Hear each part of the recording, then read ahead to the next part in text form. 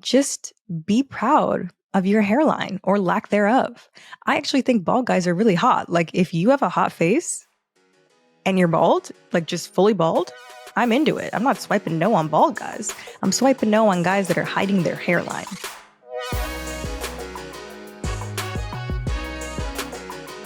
Hi, guys, and welcome back to another episode of Vulnerable. I am your host, Chelsea Vaughn, and I'm going to be so for real with you guys right now. I really don't feel like recording today.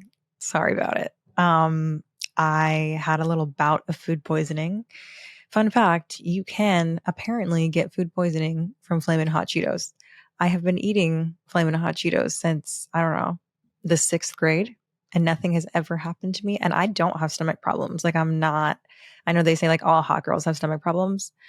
I am the exception. I do not have stomach problems. And for whatever reason, I ate some hot Cheetos and at 4 a.m., destroyed, wrecked, just absolutely unwell for 24 to 48 hours. And usually if I don't feel like recording, I don't, because I always want to give you guys a great episode, but the show must go on. The episodes have to come out. So here we are. Some of you guys might know, I posted that my mom is remodeling my bathroom in my house. I know I sound like a spoiled brat right now, being like, oh my God, mom, like you chose the worst possible time to remodel the bathroom. Like, I'm home unexpectedly and I need it. How dare you? But I almost crapped my pants on the way down to the bathroom with my food poisoning. So really, really, really horrible time to not have a bathroom. Also, the man is here working on the bathroom right now. So if you hear banging, scraping, drilling in the background, sorry, but this is currently where we're at. I saw a TikTok recently about standards and about the smartest thing that you can do when you're dating. And of course, I was hooked from that tagline. I was sucked in. I was like, what's it going to be? And the creator was saying, the smartest thing that you can do for yourself is cut these dudes off at their first offense. And I was like, this is actually sound and sage advice. Cutting someone off at their first offense. It seems like you're being judgy. The world wants you to think that you're being too picky, that you're a woman who will never find anyone. Hashtag wedding bells in 2055. That was literally a comment I got on one of my TikToks. I'll get into it. You're never getting married. You're going to be an old cat lady, blah, blah, blah. We've all heard it all before.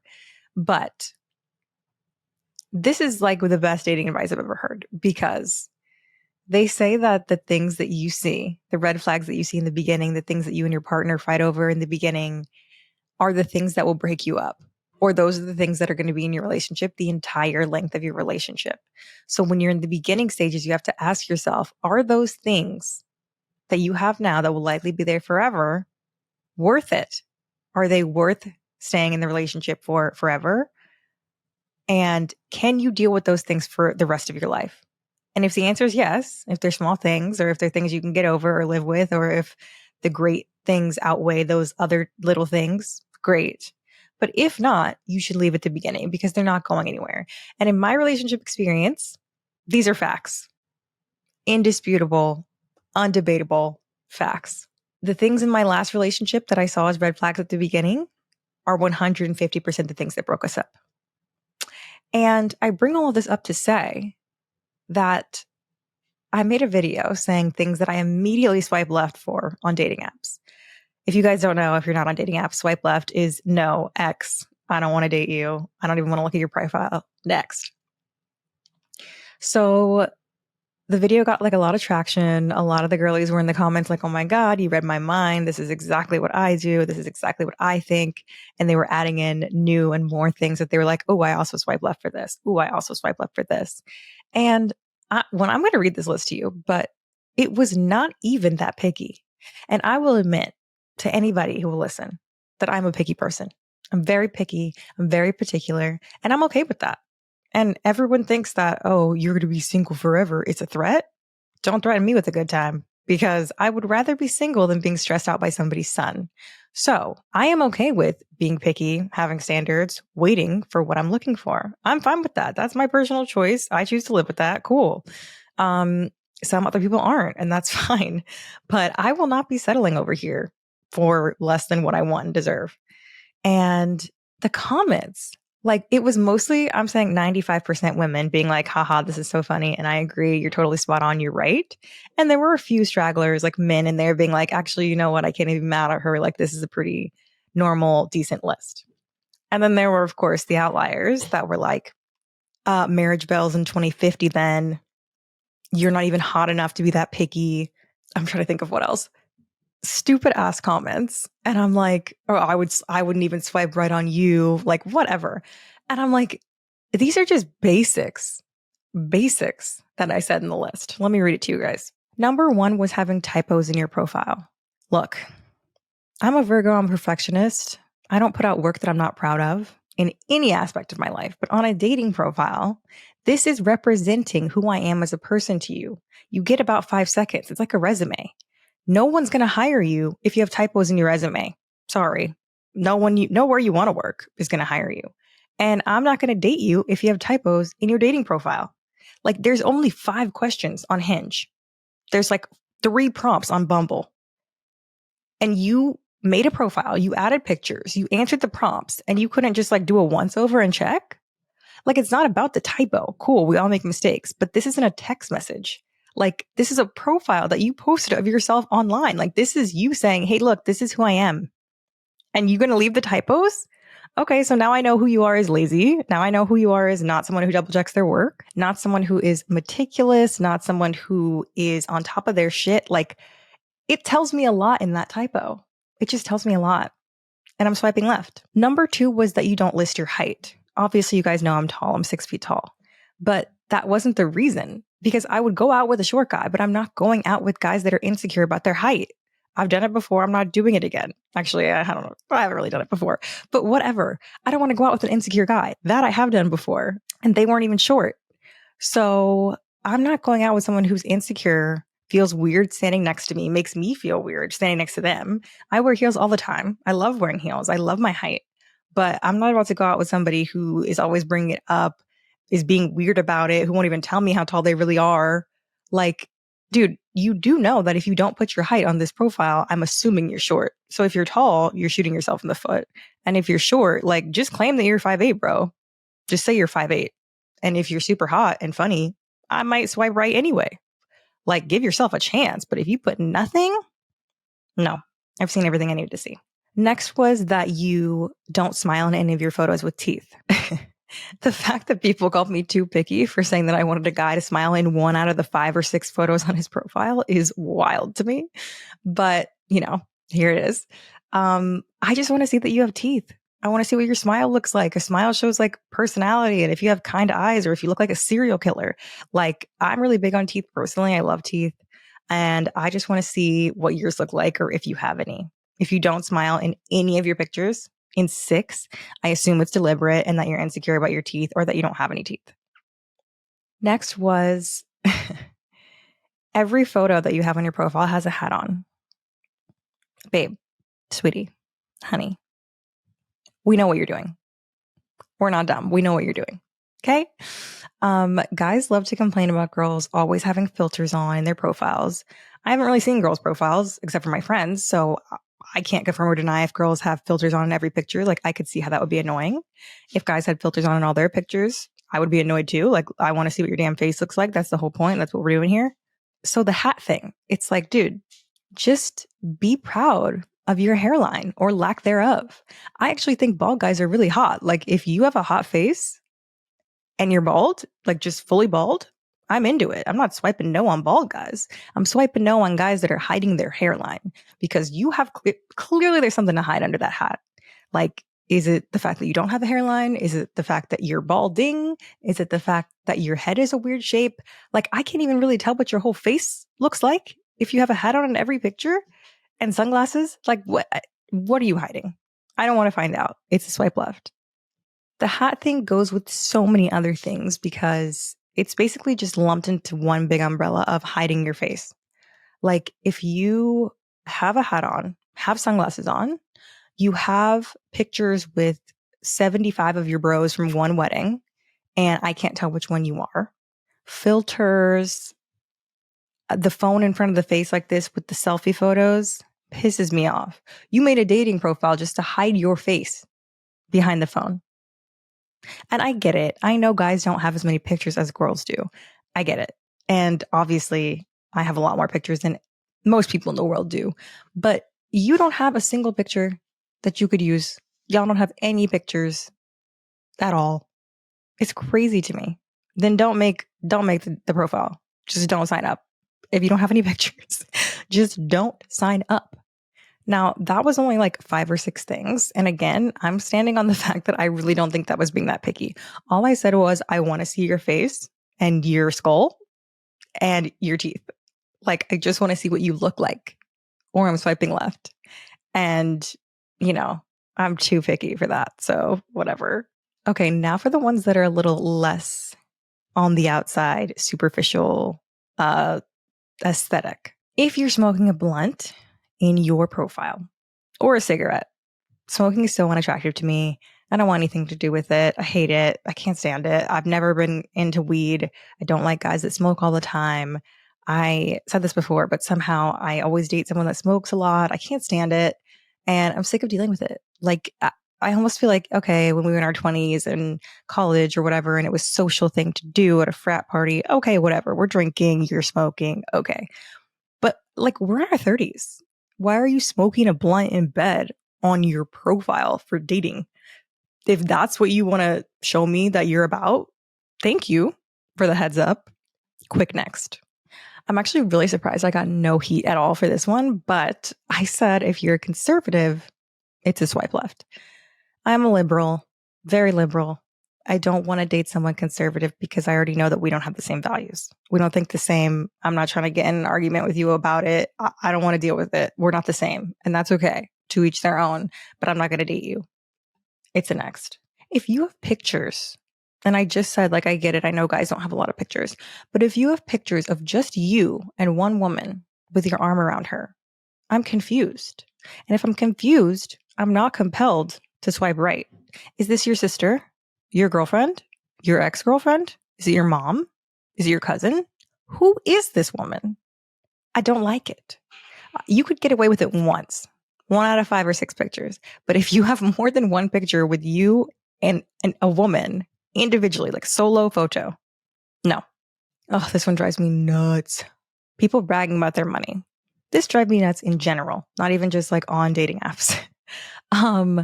But if you have to brag about how much money you have, I know you're broke. Like, if you actually have money, people that actually have money don't brag about how much money they have. It's like people walking around being like, oh my God, I'm so confident. I'm the most confident girl in the world. Nothing can knock me down. I have no insecurities. You're insecure as fuck. I know that because a real confident person doesn't have to announce it. Like, it's just so weird to me that guys think it's attractive for some reason to post stacks of cash, post themselves in front of cars that I know they don't own. Like, that is not your Porsche. It's not your Tesla. It's not your Ferrari. It's not. It's at the dealership. It's outside in valet, and it's not yours. You just took a picture in Vegas. Not attractive. I want nothing to do with it. This is small, but irks me. Pictures in bed. Why are you in bed? Why are you taking selfies in your bed? Get up.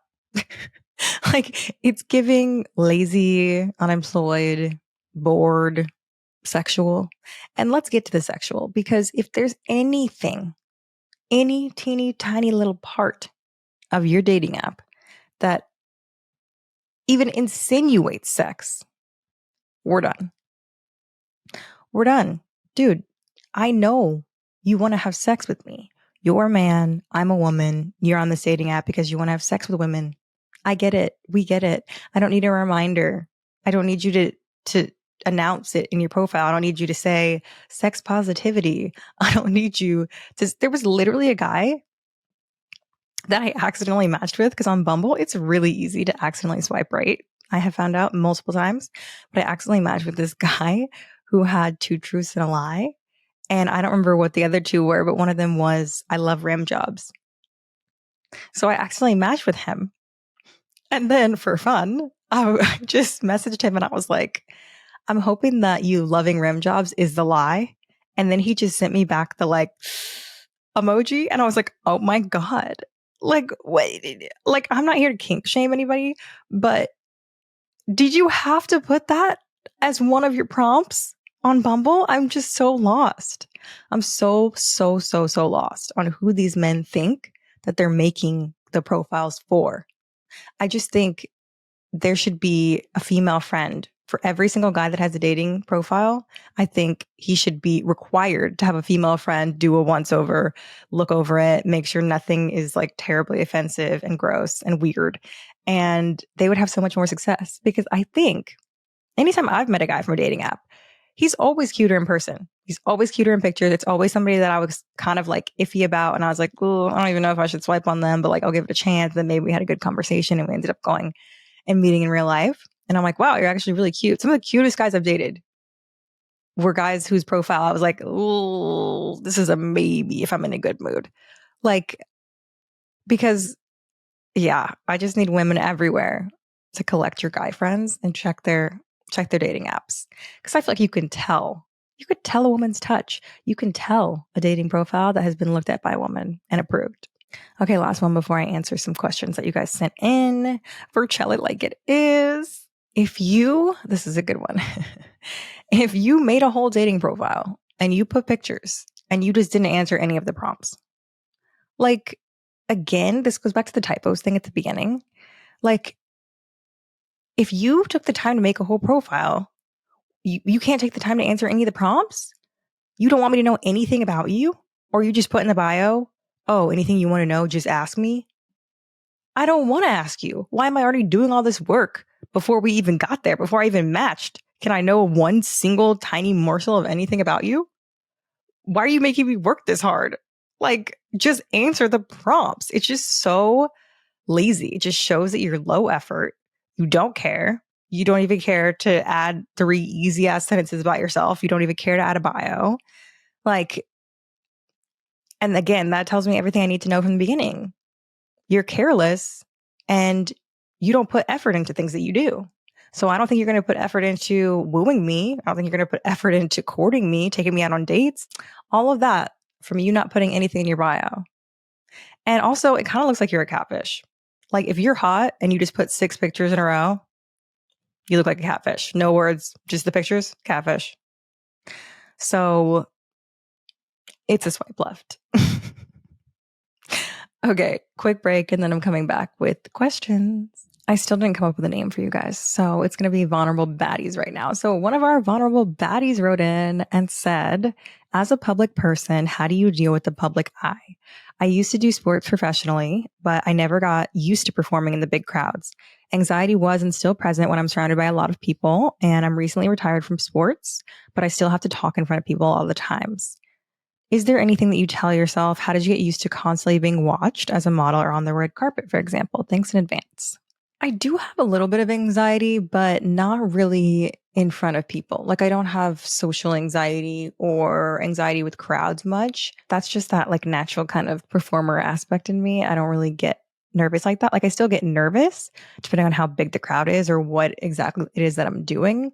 But what makes me feel better is being like super duper overly prepared. Like, even this goes back to school when I had a public speaking class or when I had a project to present.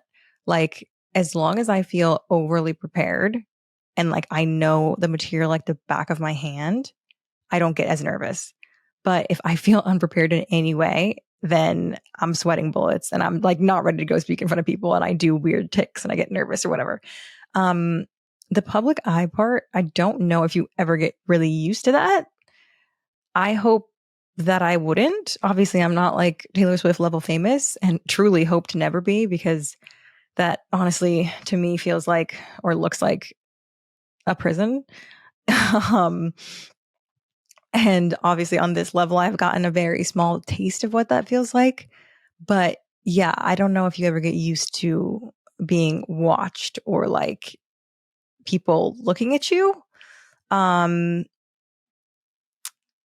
It's a very weird feeling. I actually was watching Jay Shetty and Michelle Obama's conversation on his podcast On Purpose last week. And Michelle was talking about how so many young people want to be famous nowadays. And everybody wants to be famous. Everyone wants to be a star. Everyone wants to be Instagram famous, whatever.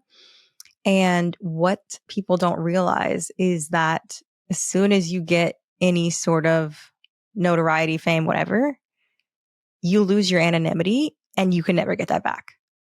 And she was like, it's just a very interesting thing that you never think about until it's gone. And nobody thinks about that part. So she was just like, yeah, so many people want to be famous, but there's so many things that I can't do because I will never be anonymous again. Obviously, she was the first lady. So she was like, Barack used to say, oh, when we get out of the White House, we can move back to New York. And didn't realize that like they could never do that. They can never do that. Like the New York that he knew is never going to be there for him or accessible to him because he can't walk on the street of New York. He can't go to Central Park. He can't go walk and grab a dollar slice. He can't get on the subway. Like it's just, you can't do things when you don't have anonymity anymore. And I think this was last week or whatever week I said that people stopped recognizing me as much recently, and it was really relieving. So I think when it was at its peak, I just had like a guard up. Like it was just like I was always on high alert. It's like you're in a protective, like anxiety induced paranoid almost mode because everyone else around you doesn't understand. And it makes you feel paranoid or like you're being overly like, it just makes you feel very paranoid because you're thinking about things in a different way. Whereas like someone you're with, your boyfriend, your friend or whatever is not thinking about like, hey, maybe we get a table at the back of this restaurant so that people don't like see me and recognize me. Or like maybe we don't take this train car because there's more people in it. Or maybe we don't walk this subway route because like there were just so many different decisions and things that I thought about and things that I like changed in my life because of that at the time. And so it was just a lot. Yeah. And again, even saying it right now, I feel like it sounds dramatic, but it genuinely wasn't. Like right when our season came out, Matt's season, me, Abigail, Piper, Kit, Bree, Serena, Maggie, everyone, we were all in New York City at the same time. And we would go out and it would be madness. It would be absolute madness. And they understood, obviously, my thought process. But when I would go out with my regular friends, like my old friends, I would be thinking these things and it just wouldn't cross their mind. And yeah, I don't know if there's an answer for that one. I still haven't figured it out. And personally, I'm not trying to go back. Yeah, I like my anonymity back, even though I don't really have it, but I have it to most people. It's not like a level of celebrity where once it's out, you're never getting it back, like Flava Flav or something. I don't know why that just came up. He was on the Tamron Hall show and that just popped into my mind. But Flava Flav can't walk anywhere without someone in the world knowing who that man is. Yeah. So I would say this is a very long-winded answer to help you. I think your original question was, is there anything that I do to help deal with the anxiety in the crowds? Preparation was my number one answer. And how did you get used to constantly being watched? You don't get used to that. You just don't. And if I'm going to continue on a career that I'm on right now, where I'm going to be on camera or I'm going to be in front of cameras, that's never going away. The cameras don't really bother me anymore. It's crowds of people. But honestly, I think practice is another good answer. Like I'm thinking about taking a public speaking class just so I can get better at speaking and my speech in general for the podcast. So that's kind of something I want to do this year because I want to get better at saying filler words like and like, and I don't want to say them anymore. And I want to sound more cohesive and smarter. I hate to say it, but it sounds bad and it's probably rooted in sexism, but it sounds bad. When you say like a lot, it sounds dumb. Like it makes you sound less intelligent. So I really want to get better at speaking if that's something that I want to continue to do in my career. So what I have to do is practice and learn from people who are better than me. So those are my tips. That was very long. So that's the only one I'm going to do. If you guys want advice or have questions for me, please call into the voicemail. Nobody calls the voicemail. I'm going to read you guys the number again. It's 828-682-8446. 828-682-8446. I sound like an infomercial on the radio. But call me. Ask me anything. It's a Google voicemail. Leave me a message and I'll play it into the mic. And then it's like we're chatting. But if you guys want to find me otherwise, at Chelsea Vaughn on Insta, at Chelsea Vaughn _ on TikTok, and we're at Vulnerable Pod on TikTok, YouTube, and Instagram. But that is it, guys. We made it through. Hopefully I'll feel better and have a better week next week. I truly don't know how it could possibly get any worse than this week. So the only way is up. Bye, guys. See you next episode.